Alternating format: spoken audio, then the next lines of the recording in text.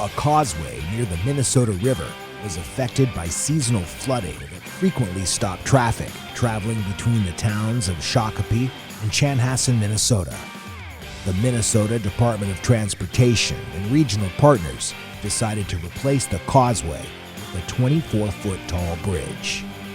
To form the superstructure of the nearly 1 mile long bridge, project leaders selected County Materials pre-stressed bridge girders. Pre-stressed girders are designed to withstand heavy use over a long service life. Low maintenance requirements and simple installation help transportation agencies maximize taxpayer value.